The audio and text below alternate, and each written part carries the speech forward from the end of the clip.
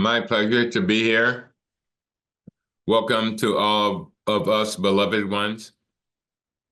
And we are beloved simply because we are here and now. The call of the lion's roar. I've been thinking about the lion's roar. There's several images of this. The most prominent in Buddhism is this a metaphor for fearlessness and confidence. And to me, this is our heart's call right now. The lion's roar is predicated upon sending the world your best happiness, sending the world your best liberatory thinking and speech and action. I don't know if you keep track of things like the metaphor of the atomic clock that tracks the world's safety from nuclear harm, from environmental danger, and I would suggest from human chaos. The clock has been at 90 seconds to midnight, the turning point of our humanity, and has just moved to 89 seconds to midnight. We have lost 1 second. We are 1 second closer to annihilating ourselves. So we are in a moment of great urgency that requires the lion roar of our hearts. The lion's roar of our hearts is always and already sitting there, waiting for us to acknowledge it. But this is not a roar of complaint. I decided to look up a little bit about lions. I have encountered them in Africa on times when I've been there. And lions roar for several reasons. The first reason is to establish boundaries, which is what all of us need to do in our societies, to clearly state what values we're going to hold and what values we're not going to hold. Boundaries. Lions roar for communication with their pride, with their group members. And we need to roar so all of us know we are not alone in our fearlessness. And lions roar when they feel they are threatened. And if you're unaware that we are threatened at this moment as humanity and as individuals and all species, we are completely unaware of what's happening in our world. The happiness I refer to at the base of the lion's roar is the happiness that does not disappoint us. It's the happiness that knows we can handle what comes, whatever it may be.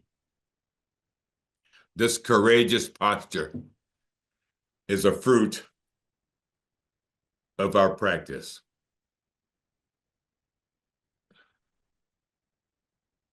So it's time for us to shake the world with our own lion's roar in the sound of our own healing and transformation to be released in the world close to us, the world that is in reach for us, where we work, where we live, and where we have our being. This is an amazing time to be alive. We seem to be lost in an ethical maze way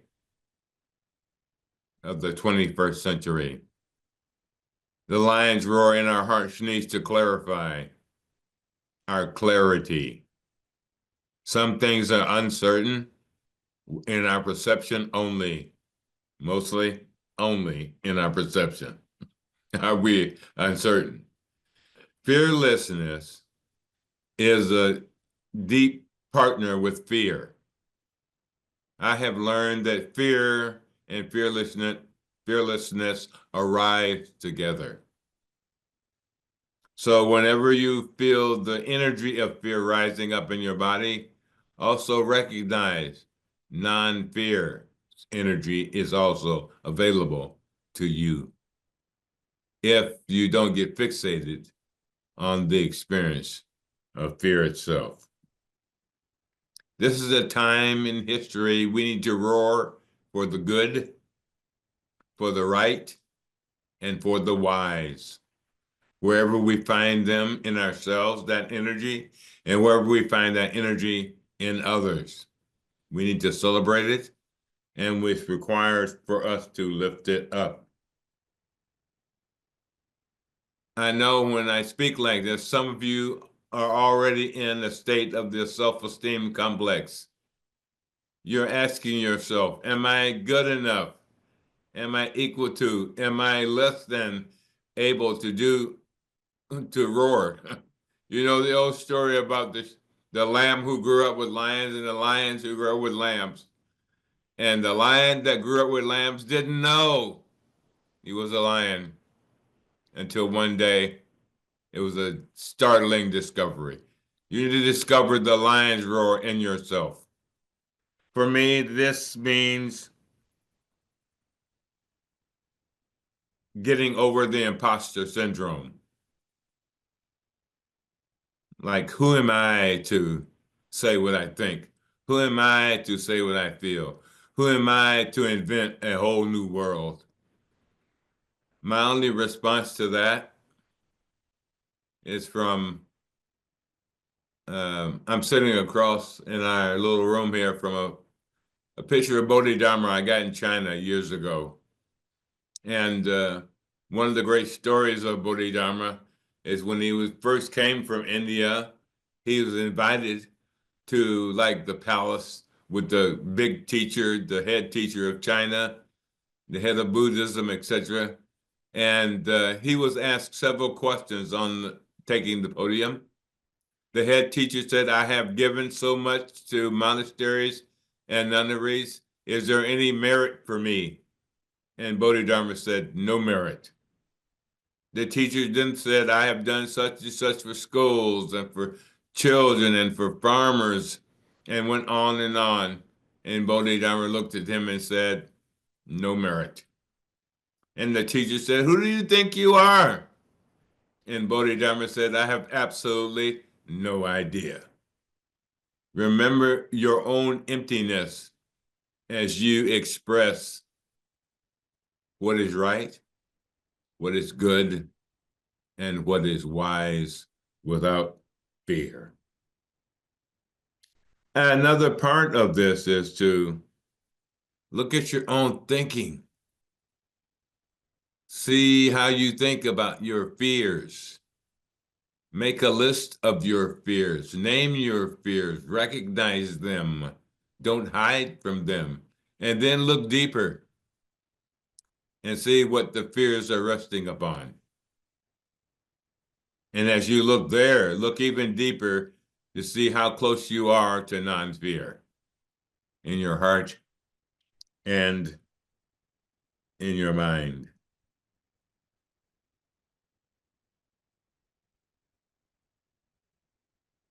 Confidence that whatever happens,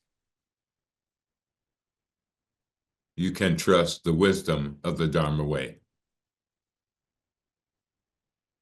And retain the ability to live with openness in your heart and in your mind so that you can continue to learn, and we can continue to learn individually and collectively. We know that whatever happens, we can work it. That is the confidence of our practice. As well as we are confident in the facticity of our interbeing, our connectedness beyond time and beyond space. But I also wanted to remind you that the lion's roar metaphor is not just a Buddhist concept, not just a Buddhist idea or a Buddhist experience. I found a passage in the New Testament from the Christian tradition where Jesus declared his lion's roar when he first went to the temple as an adult. And here's the quote: "The Spirit of the Lord is upon me because he has anointed me to proclaim good news to the poor. He has sent me to proclaim liberty to the captives and to recover the sight of the blind and to set at liberty those who are oppressed." Each one of us needs to have a statement of our own lion's roar as we move into this year. Our own phrase of purpose and alignment with our own energy, with our own heart's desire for goodness, rightness, and wisdom. 50 years, boy, oh boy, Naropa, you're doing it. What a great legacy. What a great field of Buddha Dharma you have created and you continue to create.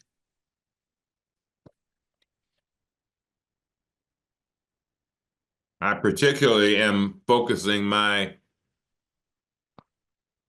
understanding of the lion's roar with the teaching from Kukai in Japan, who encourages us to remember we have three powers: the power of our thinking, our thought, the power of our speech, and of course, listening, and the power of our behavior, our direct action in the world. And I am using as a guide for my own lion's roar the 10 paramitas. That is, every day now I'm asking myself, how can I give generously? Practically, materially, but also most importantly, how can I give the gift of non-fear as dana? I ask myself every day, may the actions of my body, speech, and mind be in accordance with the precepts. Sister Gina had a great teaching on the precepts one year in Plum Village. She said the precepts teaching that guided her was you embrace the precept, you stumble, and you learn what the precept really means, and then you embrace the precept again. It's a circle. It's a journey of learning and embodiment and transformation. It is not about perfection in the sense we understand it in the Western world. It is about the quality of our presence in the world. And the world needs the quality of our presence more than ever. The lion's roar of renunciation, of letting go. Some of you may not be in the US, so pardon me for an example referring to the US, but we have a hard time letting go of our settler colonialism. A very hard. We're not the only place in the world that has a hard time with that, but we have a very hard time even imagining that there were real human beings here before the settlers from Europe came. What a tragedy. Letting go. Look at your own life and ask yourself, what do you need to let go of? In your thinking, in your speech, I'm convinced we need an incredibly new language structure. The one we have keeps us in duality and in confusion. The lion's roar of energy. Where are you going to put your energy this year? Who are you going to give it to? Who are you not going to give your energy to? And by energy in one aspect, I mean is your attention. Where are you going to place your attention? On yourself, on your own healing and transformation, so you can continually give that healing and transformation to our world. Oh boy, the next one on the pyramids is patience. I don't like patience very much. I'm a very impatient human being. I want everything to be easy for me, uncomplicated, to my liking. And as I've become this aware of this tendency in myself, I have recognized that everywhere I've been in the world, and I have been a lot of places, and with a lot of people, we have this tendency to be impatient. When impatience rises up in you, pause for a second.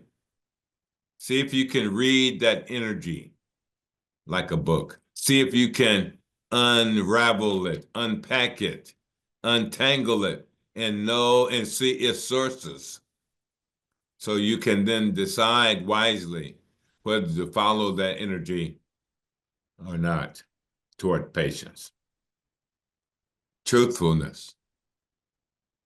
Some of us have such a hard time with truthfulness because we are often caught in the frame of simplistic judgment, reactive judgment,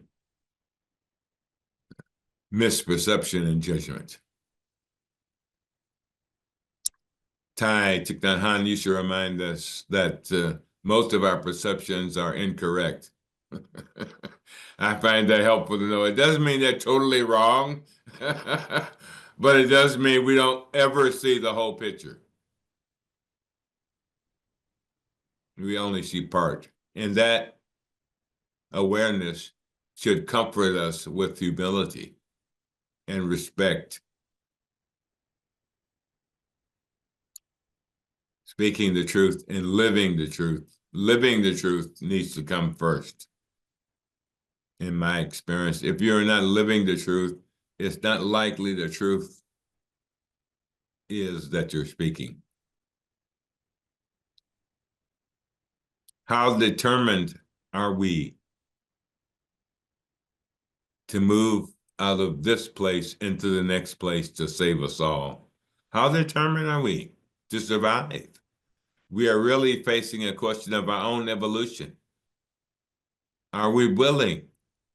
I woke up early the other morning, and which is often, but on this morning, this week, I reread one of my favorite books from Søren Kierkegaard. I know a Danish theologian whose most famous book was Despair and Sickness Unto Death. I know it's a frightening title, but what he meant by that was that unless we wake up, we live a dead life.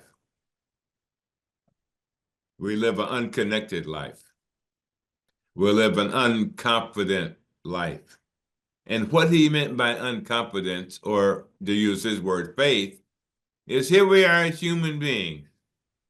We are both historical manifestations and manifestations of the ultimate. And we all have to daily, moment by moment, take a relationship to our reality. And some of us hate having to do that. We literally hate being human. And his comment is, when we are caught in our hatred of our human experience, that is what is the meaning of despair and sickness unto death. But when we are liberated from our despair and sickness, it doesn't mean we don't have moments of despair and sickness, but despair and sickness moments do not define our life. They are ingredients of our healing and transformation journey. So determination is to keep returning to our own healing ground, our own transformational resources and connections. In loving kindness, think of who would be shocked this week if you offered them a smile or a kind word or opened the door or held a hand. Figure out how you can surprise someone with your loving kindness including yourself. Oh, yes, equanimity. We have an equanimity crisis. It's one way to look at what's happening in America today and in most of the world. We have a crisis in the capacity to hold the whole. We keep othering one another. That's one of our greatest tragic practices of humanity, is the othering of each other. Look at our language. Look at your language structure. Do you even know how to describe a person or a group without othering them, without making them wrong, without making them disappear, without making them unhuman, non-human, non-worthy? Look at your own language this year as it comes up in your mind and grab that othering tendency. I've been writing some poems and editing them, and I went back through them all to re-edit them to take any tendency of othering out. I'm still working on that, and it's not easy. You know, when we look at the three feelings in Buddhism, aversion, pleasure, and neutrality, our aversion experiences are the foundation of our othering. That we don't like, that which we are uncomfortable with, that which we are not used to, that which calls on us to adapt, etc., we tend to other. We tend to say no. We tend to say this doesn't fit or they don't fit. Whether we say it out loud or not, our energy communicates that othering.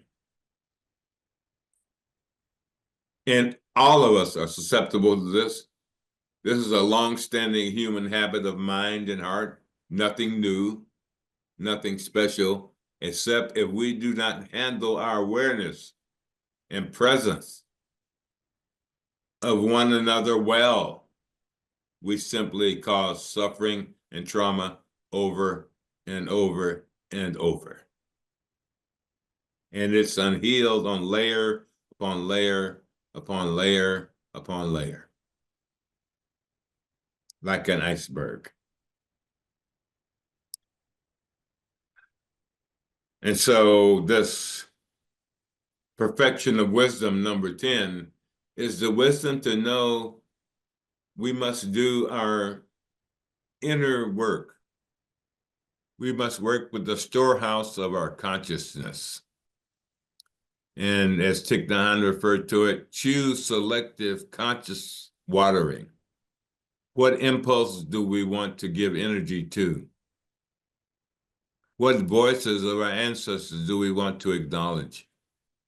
And speaking of our ancestors, it's important to know that your lions roar. Your ancestors are standing behind you also roaring. You have all the support you need. But I want to come back to the comment I made about Jesus. When I taught and studied the New Testament, this was one of my favorite verses. I'll read it again and ask you to think about yourself.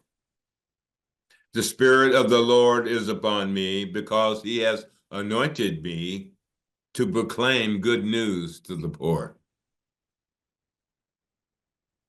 He sent me to proclaim liberty to the captives and recovery of sight to the blind, and to set at liberty those who are oppressed. What I like about this verse and a great deal of the New Testament is it puts Jesus, a human being, in the frame of sentness. Do you understand that you were sent from the cosmos to be here at this time? This precious time. And what were you sent for? What are the gifts and talents and vibrations of your heart telling you to roar with, to give with, to be happy for the capacity you have to love? The lion's roar is not about complaining or demanding. It is about love.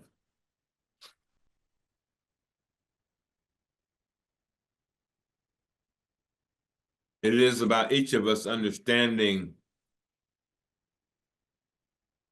we too contribute.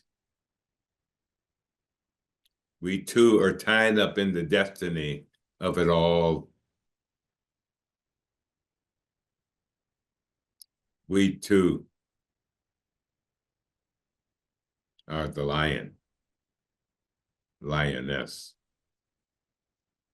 claiming boundaries of morality, claiming boundaries around greed, claiming boundaries around hate, claiming boundaries around ignorance,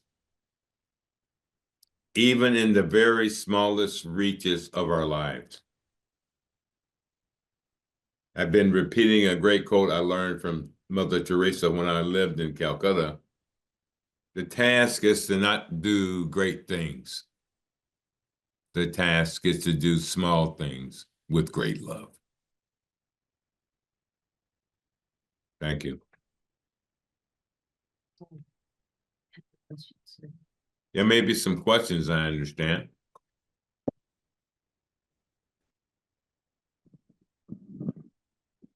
Can you hear me? Yes. Dr. Ward, thank you so much. Thank you for your teachings and your presence with us today. So we have time for questions, reflections, and the way we're going to do this is those of you online, if you can chat in the chat, then Sean here will pick up your question and share it with Dr. Ward. Those of you here in the space, please come to the mic and share your question in the mic so that everyone can hear. So the mic is open.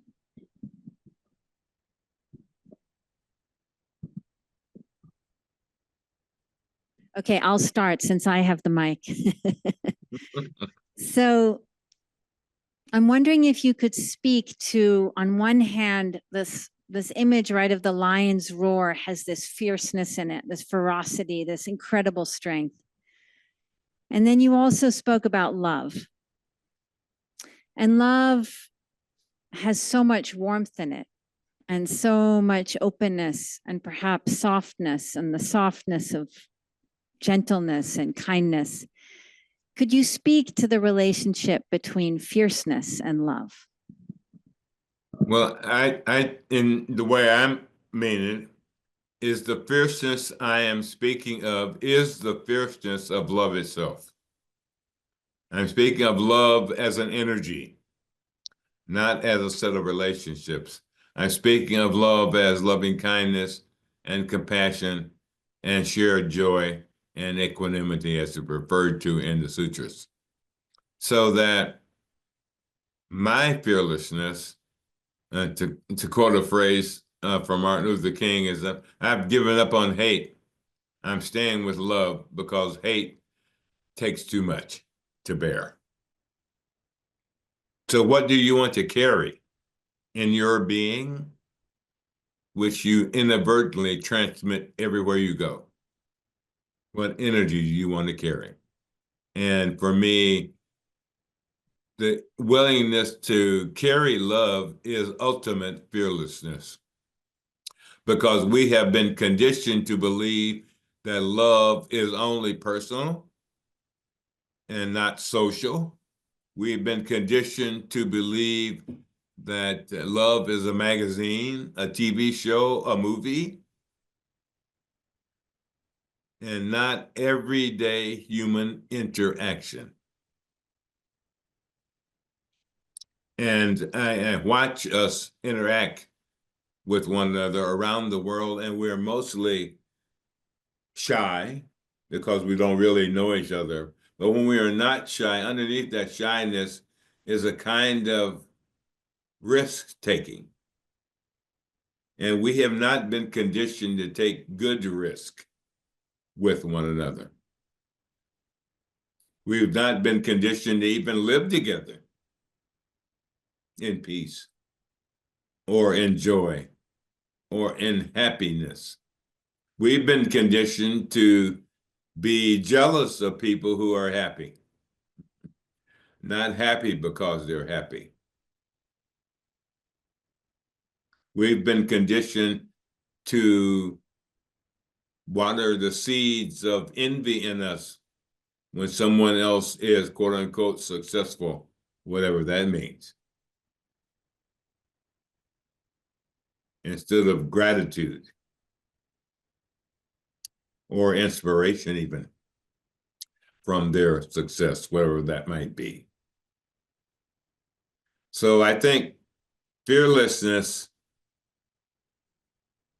is at the point of whether we will express love or not.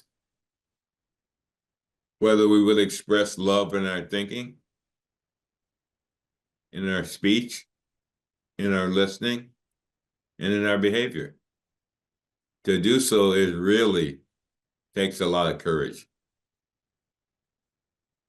because we're breaking a million taboos to love.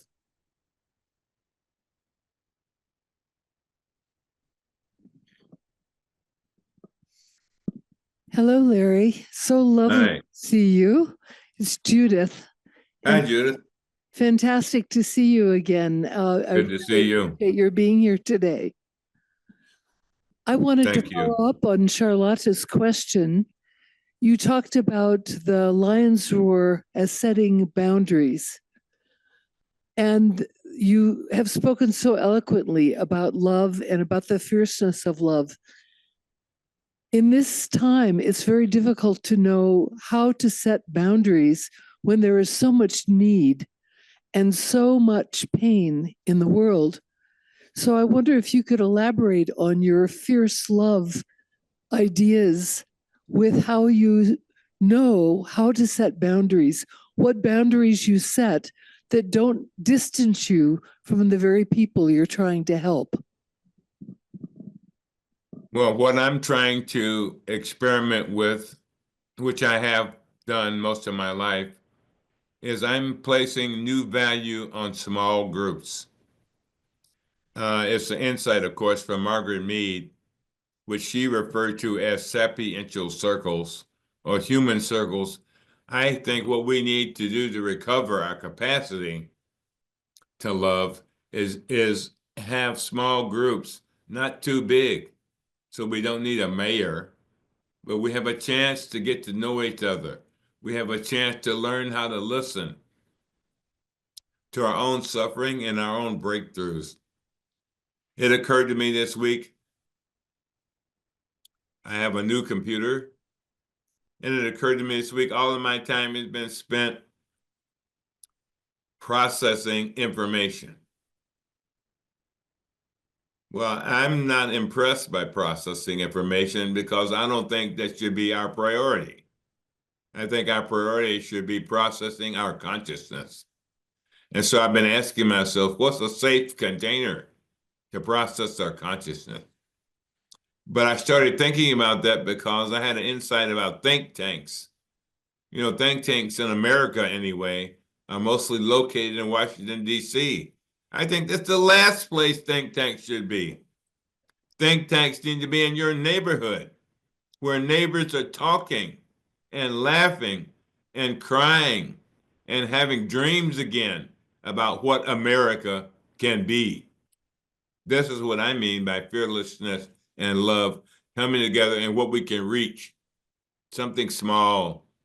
William Covey had a great insight with, don't mistake the circle of your concern for the circle of your influence. Where can you reach? Where can you touch to make a difference? Could I ask a follow-up question to that? Sure. I love this idea of working with smaller groups and developing relationships in that way, but we tend to be tribal when we do that. And that is reinforcing the very problems that we're having these days. How would you suggest we create small groups without reinforcing tribalism? I think we have to create small groups with whoever's willing to have a conversation. And the key is letting enough people beyond your comfort zone know that you're available. We just had an event here in Rhode Island where I now live. Peggy and I now are with our beloved Tashi, our dog. And we had a small group that turned into a dance party for 100 people. And they came from a couple of hours away, as well as in the neighborhood. And who would have thought people would travel that far just to experience joy? So I think it's a matter of openness in our invitations and regulation of our own nervous systems so that we are not driven simply by who we have met before or who we have known before.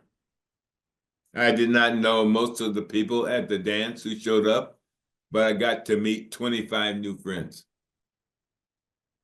And they invited me to things. And so to me, it's like that. Small. In India, every village is coordinated, so to speak, by 5 people. They're called the Panchayat. Pan meaning 5 in Hinduism. And so it's like, and I was on one of these, it's small enough so you can listen, small enough so you can hear. And you start wherever you are. There's no perfect group. So forget about that. It'll make things much easier. So start where you are, start with who's willing, and then have the willing invite the unwilling or the unknown. It's more about self-regulation. Hear me? Great. Hello. Hello. There's a lot of comments in the chat, a lot of gratitude, and a couple questions here about fear.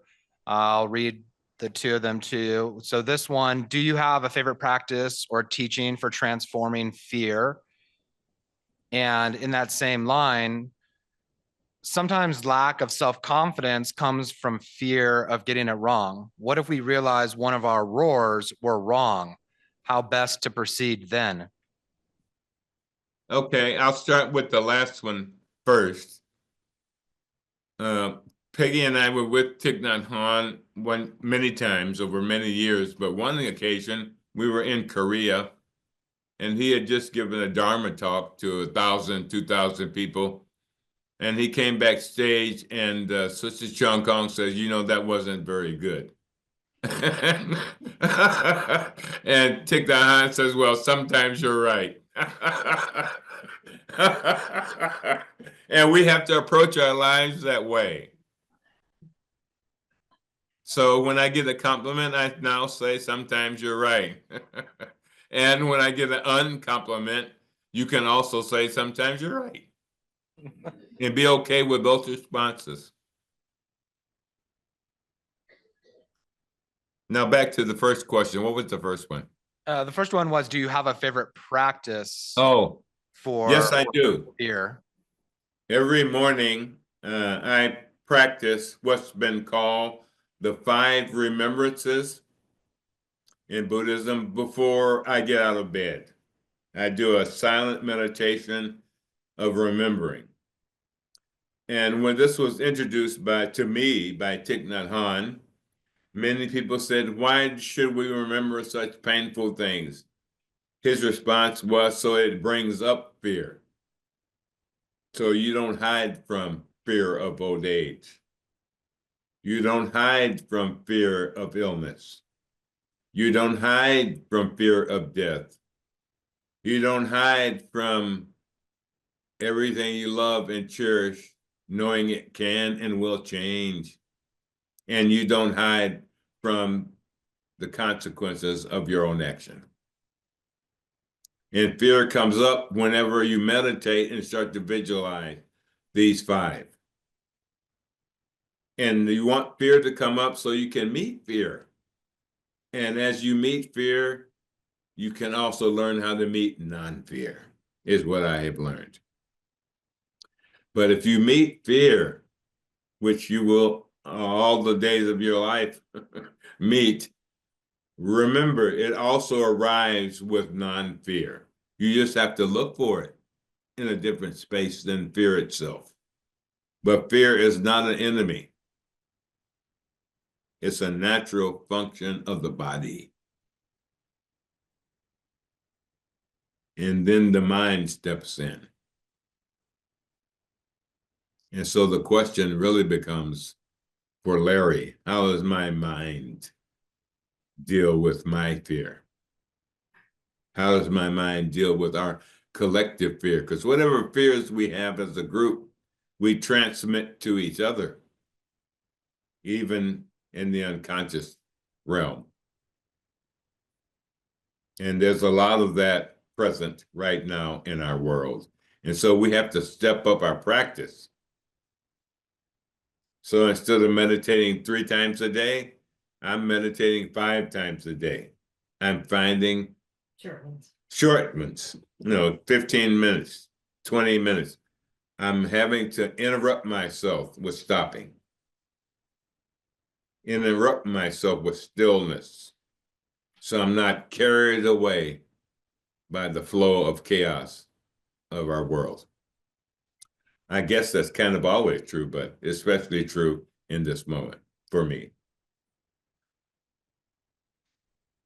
Thank you. There's a lot Sure. of questions in the chat, so I'm also encouraging the room, if you want to come to the mic, let me know.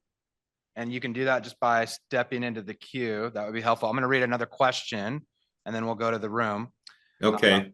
So could you speak to the role of spiritual discipline within engaged Buddhist path? Sure. I think without discipline practice, and whatever form that may take, the engaged Buddhist path ends up being a path of social work. And it is intended to be more than that. It's not just social work.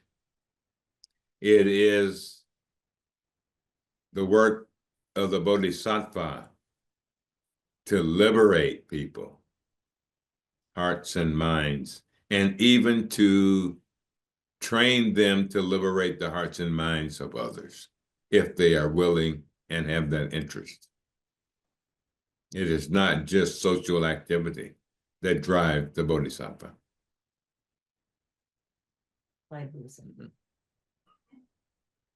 Before Thich Nhat Hanh passed away in the last several years, he changed everything to focus on applied Buddhism. He actually changed the name of some of Plum Village institutions.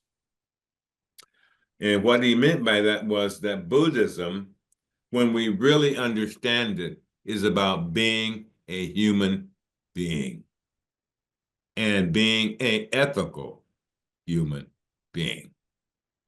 And if we have any crisis in today's world, it is an ethical one. It is what is good, what is right, what is wise.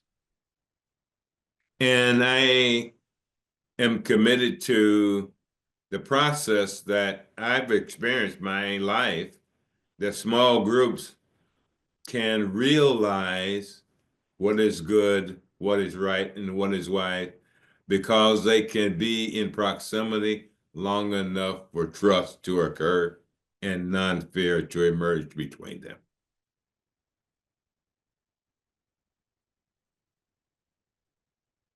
Thank you. Sure. I have a particular question about being a human being, and it's at the intersection of a few ideas that you brought up. The idea of living truthfully, speaking truthfully, self-editing, and making repairs. As we engage in our human experience, do you believe it's wiser to show up as we are or to show up as we aspire to be? That's a great question. And I'm going to give you a classic Zen response. Yes. We always show up how we are. We don't often show up with the energy of how we want to be in the wholesome sense of the word. So if I have to err or lean toward wholesomeness, always. Because how you are is how you are, without leaning in any direction. But lean toward peace, lean toward justice, lean toward liberation. It doesn't mean things won't be difficult. All of my difficulties are real, but they are occurring while I'm leaning in direction of liberation. And that changes them.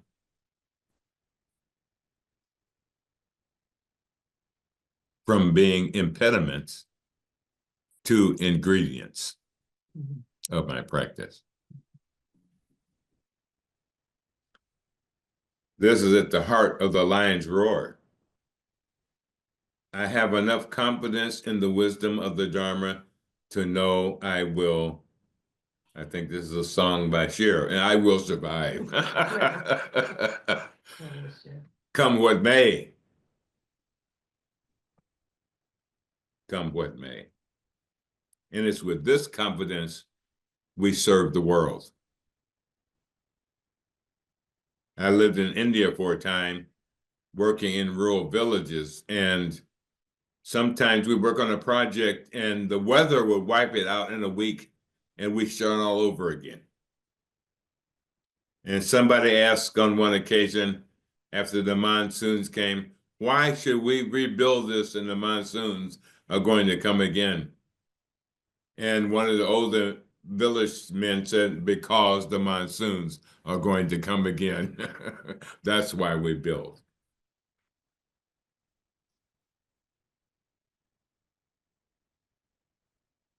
Do you have a follow-up? Thank you. Sure.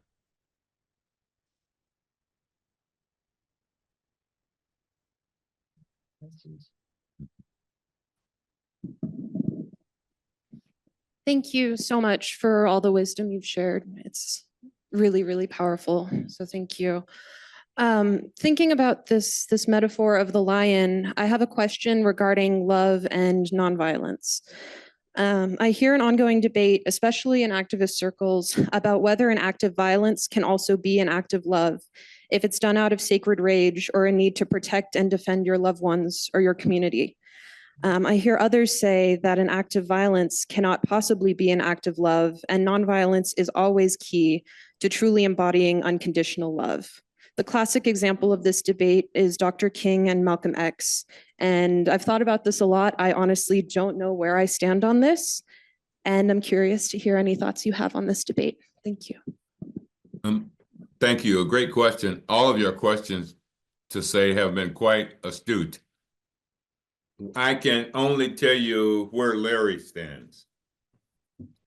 Larry stands in the footsteps of nonviolence, of my teacher. Thich Nhat Hanh, and in the steps of violence of Martin Luther King, both of whom, Thich Nhat Hanh and Martin Luther King steps, I have stepped in and followed around the world. I remember walking through Vietnam with Thich Nhat Hanh through battlefields, and I could still hear the pain of soldiers dying all around me as we walked. And what impacted me the most about my teacher was I knew he had been in war. And yet, he remained peaceful intentionally. And so for me, I think the wisdom of history is correct in saying violence, in fact, feeds violence. It does.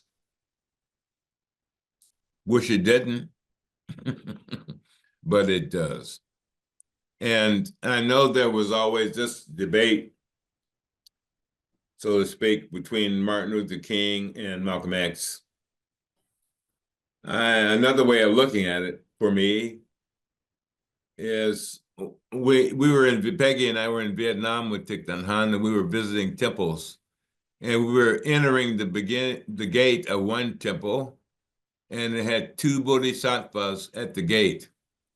One was a smiling, happy bodhisattva, and the other bodhisattva Thich Nhat Hanh referred to as burning face. And so for me, the issue is not violence. The issue for me is integrity. The issue for me is karma. What are we setting in motion with our behavior? Because I know from my own experience, it's almost impossible to stop the river of violence once it starts to flow. So I'm not saying violence doesn't happen, but I will not justify it because of what I've seen and felt in encountering it in my life. And I think it's also important to know that Malcolm X and Martin Luther King were not enemies and did not see themselves that way. One was burning face and one was happy face, so to speak. Neither is correct. That's important to know. We have to understand how things get framed for us and then communicated to us. I bet you've never seen a picture of Malcolm X laughing. He had a fabulous laugh. Remember, and you've never seen a picture of Martin Luther King angry or upset. He got angry, he got upset. He had his heart broken by the behavior of America over and over again, which is why he was most often on his knees in prayer. On the day Martin Luther King was assassinated, I heard this story from Andy Young. Martin woke up before everybody else there in the Lorraine Hotel. They all shared a room, which was a habit from the civil rights days to stay together for safety. He was in the room with Andy Young, Ralph Abernathy. He woke up before everyone else, grabbed his pillow, and went over to Ralph Abernathy's bed and hit Ralph in the head with his pillow and said, "Ralph, wake up." Ain't it wonderful? I'm not hating anyone today. And then he went over to Andy Young's bed and woke him up with a pillow. Andy! Ain't it wonderful? I'm not hating anyone today. The difference between nonviolence and violence is in how you live your life in your body with the energies that are present. And I have graciously, through the help of many people and beings, been able not to become addicted to hate. I have seen what just a moment of hate can do to the human nervous system, to the brains, to the inherent neuroplasticity of your brain cells. It is not pretty. You should know that by now. We should all know that by now. There's plenty of evidence. So by boundaries in the lion's roar, for me, this is one of my boundaries. To protect us all from violence.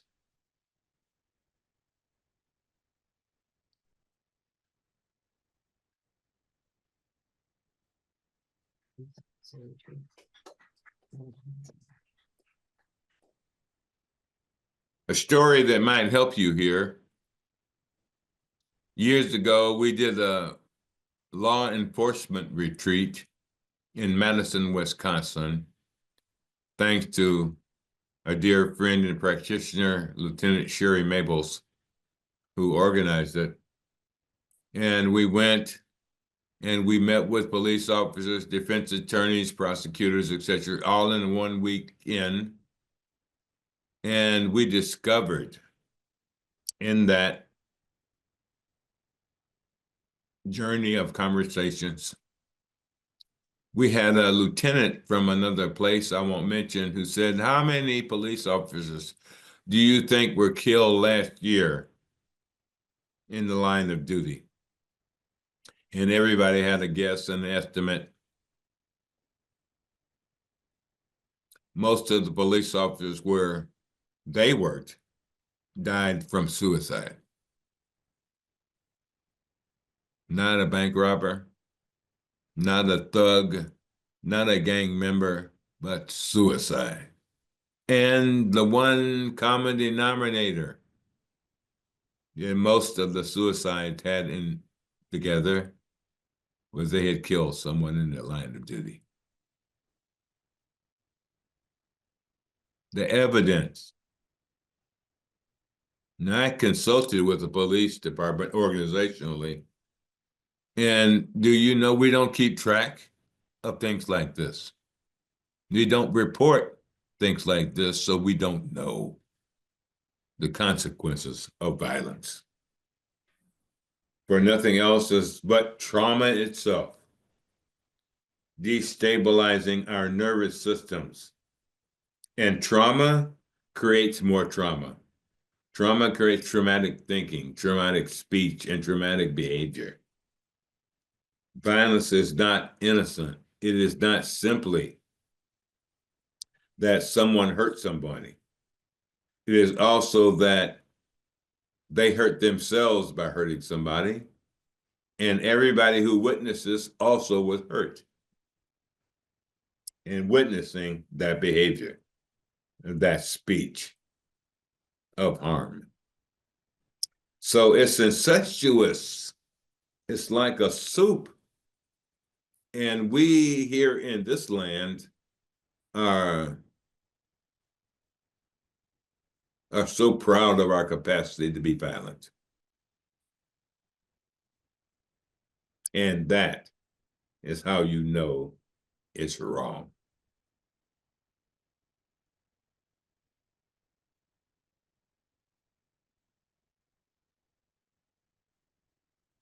Thank you. Sure. There's still a couple more questions in the chat. Okay. One here about what is your counsel to apply the 5th mindfulness training to taking in the news in this time? Sparingly. Secondly, always understand the frame that the news is placing its information in. The background, the context, who's going to gain, whose agenda is this, etc. Be intelligent. And when you do take in the news, but take in my view, as little as possible. But to take it in globally, that's very important. So when I do watch the news, I watch it from around the world. And it's so interesting what a different picture one can get when one isn't news and is not nationalized, but globalized. Democracy now. Any good now? Thank you. Sure.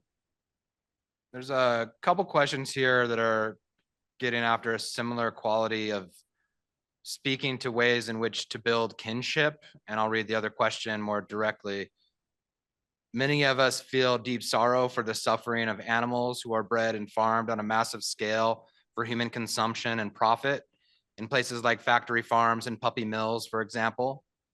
How can we skillfully nurture awareness and help others awaken to the suffering of these beings in a way that fosters connection rather than division? Can you speak to ways to build kinship? Sure. Well, I can tell you how I'm building it, or trying to. I spend a lot of time every day studying birds. I find what they can do just astounding, especially woodpeckers. They can really fly. And I'm starting to recognize shapes and beaks and feathers and colors.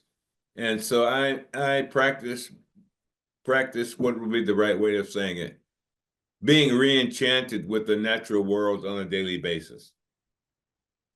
We luckily at this moment live in Rhode Island, and we're surrounded in our little rental house by 2 acres of trees. And I just started reading a book, which I'd recommend, called How I Became a Tree. It's really great. So I'm learning to recognize myself in nature. I'm learning how to recognize the value of things beyond my ego.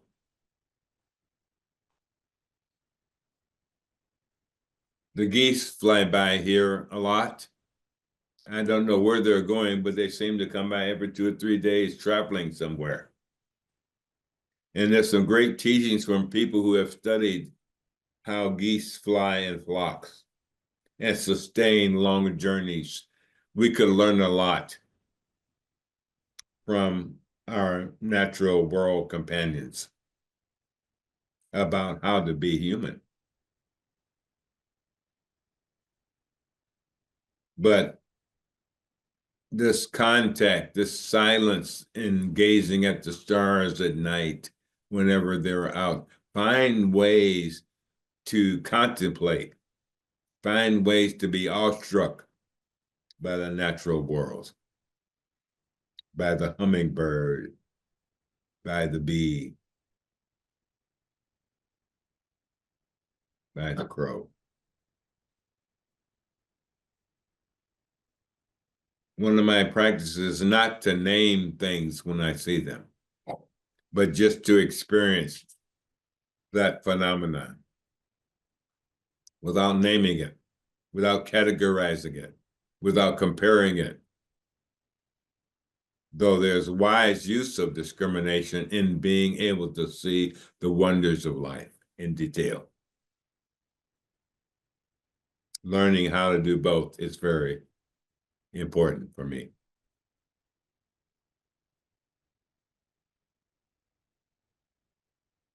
Take a walk to the river. Take your shoes off, put your toes in.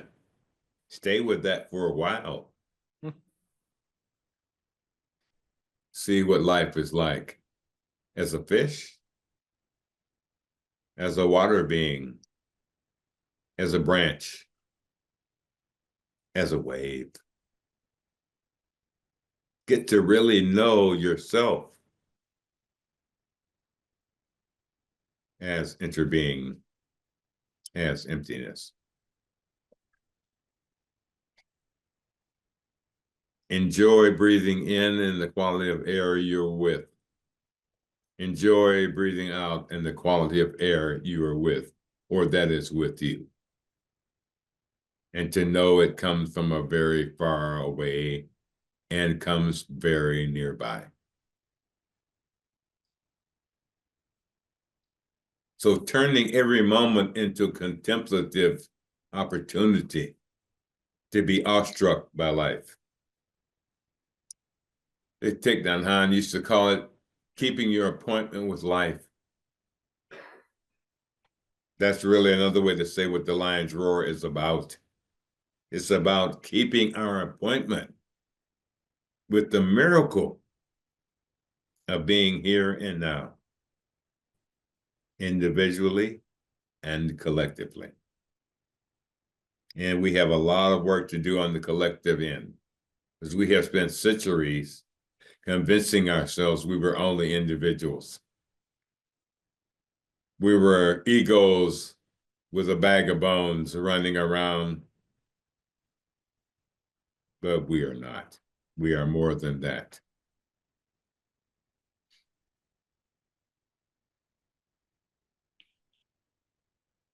Are there any other questions in the audience? We have someone coming up now.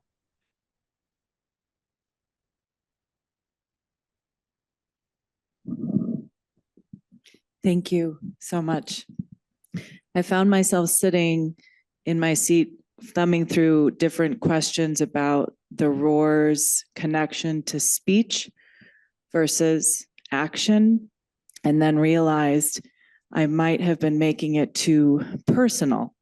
And this question came to me: does the lion's roar belong to the lion? Great question, Zen Master. As you. The lion's roar belongs to the lion and does not belong to the lion.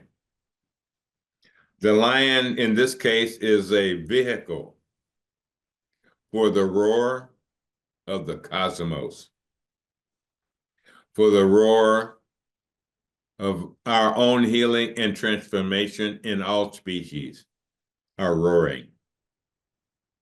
Every drop of rain is roaring, every river, every mountain, every forest, every den of our animal friends is roaring. It's calling for us to grow up. Thank you. Sure, thank you.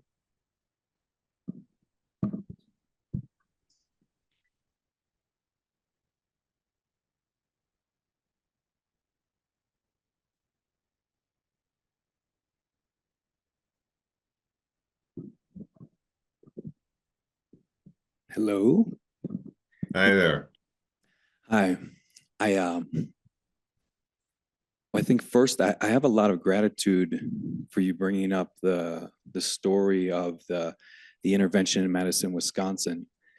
It brought up a memory. I grew up in Milwaukee, Wisconsin. And Okay. the first political action I remember going to was 6 years old, and my dad took me to the courthouse, and the police had killed a man, Ernest Lacey. They had arrested him. They later arrested somebody else for the crime he was accused of, but he never made it even to the police station. And I think about this right now, at least in terms of this interbeingness. There are no numbers. There's only beingness. And the way in which my humanity, if I allow it to be, is almost removed by these concepts. And you were talking earlier about the way in which we dehumanize people just naturally, even through our use of language. Just last week, we were talking here about how English is it's already it's been colonized. And when I think about abolition, when I think about freedom, and I think about liberation, I also experience this this stuckness within the language. Even the phrase "I am stuck" create this. There's this "I." Now it's a noun, separate. I am. It's a statement of beingness, and then stuck. I've kind of labeled it, and so it gets a little bit ridiculous. But I guess I was hoping that perhaps you could speak a bit to this path of liberation from language. Sounds like you've been delving into this, working on this a lot. I'm very interested because I feel I'm at a pause there, how to step forward. Okay, that's great. Great wisdom in your question itself. For me, and I expect to be learning about this for all of my days, but the first breakthrough I had in understanding language was that it was never itself. Language always is a pointer to something else, to a phenomena of thought or speech or physical manifestation, etc. And so I have developed the habit of asking myself, what is this pointing to? And would I use the same language to point to that thing, whatever that thing is? And then I started to realize that language was a construction of thought, and then a construction of rules to maintain that thought way of thinking. And then I started to think, oh boy, are we in trouble? We are set up so completely, profoundly, we can hardly recognize our own humanity. I've had this week of dealing with new computers, and I think I may have said this before, but it came to me so strong. I spent the week processing ones and zeros instead of my heartache. Processing ones and zeros instead of my calling. How much of our time do we spend processing that which really does not matter? And we have to look at this. If we dare. If we have enough fearlessness to look at our own conditioning.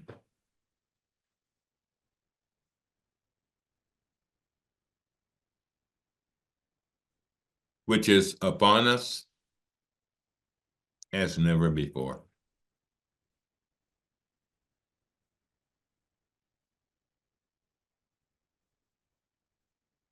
Thank you. Sure.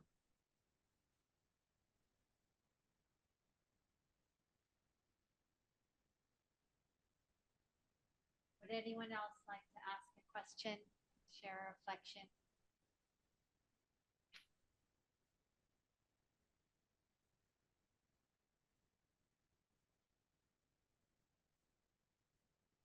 Firstly, I would like to thank you so much. I'd like to thank you so much for all of your wonderful wisdom. I guess with that last question that was brought up, something that kind of came up in my mind, and I would love your insight on this, is what about how we do benefit from people who do the meaningless thought process of like the things that socially matter, meaning like maybe not everybody needs to be a prophet, but we do benefit from the stock market in some weird way. So like, what is the balance of that, of being this celestial being, but also being part of this collective and having, being kind of grateful that that's not my calling. Like, I don't know. Does this even make any sense? Could you say that again? Yeah, I'm sorry. It's okay. Trying trying to think of how I want to say that. So you were just saying that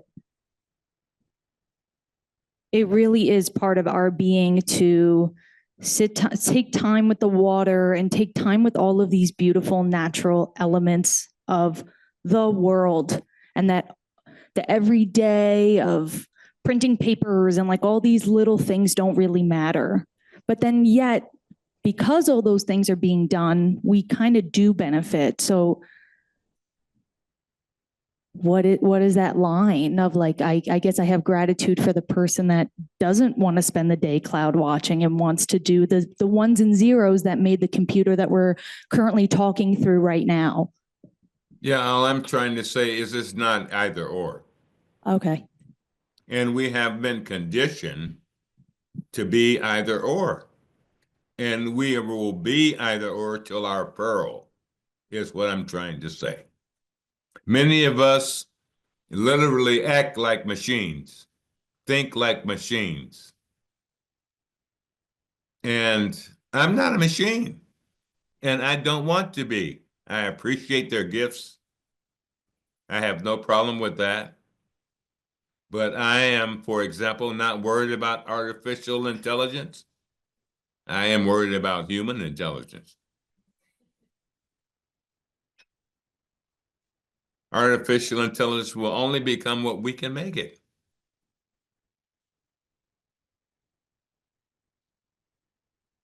And so our challenge is to be wise, not to be not creative, but to be wise in what we create and to be wise in how we manage it. But we have a tendency as human beings to be the apprentice in the master's chemical compound shop. We tend to create things that we don't know the consequence of before they're out of the box already. And we don't know how to deal with what we make. We have a tendency to think things will work themselves out. They won't, or they will. So yeah, I'm not saying there's no one unworthy of the work they do. We all benefit from everyone's gifts and talents and labors and the spending of their life force that ends up making our life force more available to us and more available to the world. I'm not talking about that. I am talking about our minds and how our minds tend to think like machines, which we've been conditioned to do. And that way of thinking will not solve 89 seconds to midnight. That's all I'm saying. That was going to require human hearts and human minds to solve this gap we're in, the threatening place of emergency that humanity finds itself. Will require a human solution. That's all. And part of that human solution, hopefully, will be wiser and wiser technology.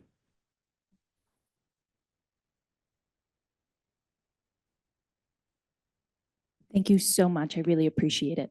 Sure. We'll have one last question. Sure.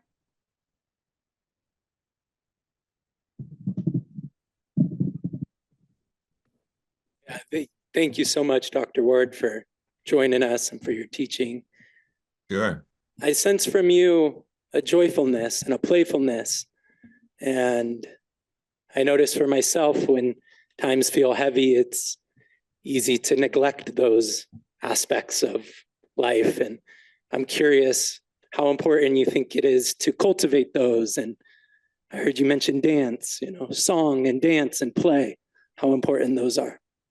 I think those are of supreme importance because what, in my mind, is required of us is to learn how to regulate our nervous systems. Self-regulation is called. Learning how to manage our energies in our bodies. learning how to shape our neuroplasticity that shapes our mental habits. These are all things we can become much more skillful at. And the Dharma is a wonderful gateway to learn this skillfulness. So it is not that we are less than.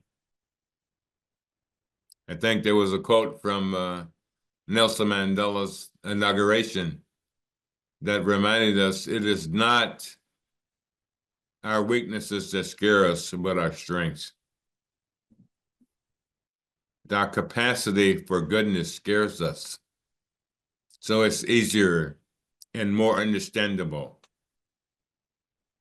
to be negative. It's easier and more understandable not to be well, because it fits in not to be well. In fact, it fits in so much, we don't even know what well is anymore. How tragic. But you know what well is.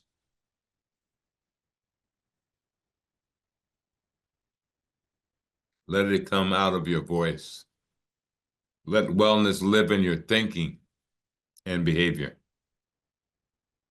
And you won't be right all the time. That's not the point. The point is of the lion's roar that you are present. The lion's roar is basically saying, I am here. And that is fearlessness. Whether that's walking to school, walking in a protest march, walking in a neighborhood where you're not allowed or respected or unwanted, all of which I have done without thinking about it too much.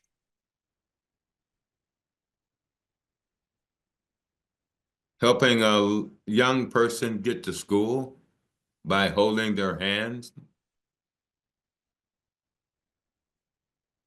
which in some circles is not a very manly thing to do, I do. There's some confusion we have about what is strength and what is weakness. And our confusion starts with our narrative about evolution.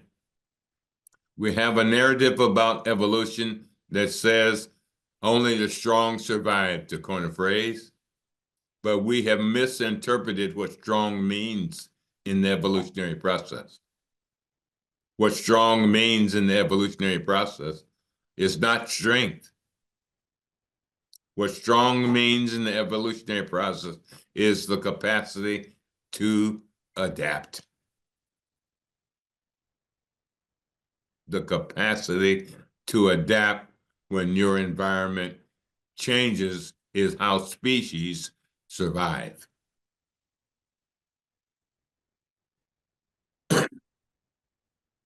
And to adapt is ultimate fearlessness.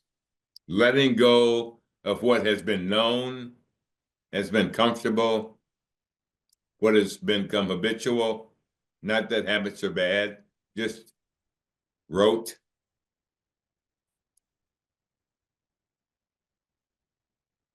Nobody likes change.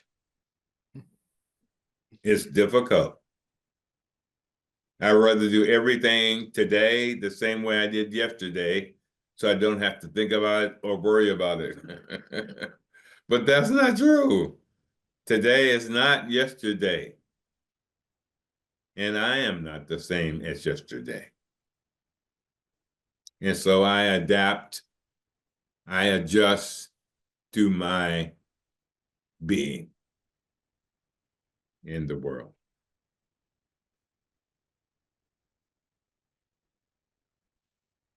Thank you. Sure. Play, dance, sing, write poems. Claim joy. I mean, who wants to adapt with a species that's not happy? That's not joyful? Who wants to go to a party where everybody's down?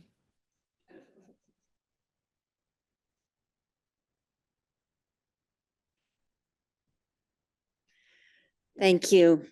Thank you, Sure. Dr. Ward, so much. What a beautiful way to end. I feel like that party you mentioned coming over and dancing with you. So you might have a lot of us Naropa folks knocking on your door next time. Come Yeah, dance. that'd be great. I'm serious. That would be great. That's what we need to do. That It's sounded not like that an we- invitation. All of our ancestors knew how to do all these things to a certain degree. And mostly we have forgotten what they knew about being community. We have to be connected periodically live to be community. We have the value now of the internet, but it is not an adequate replacement for a living being.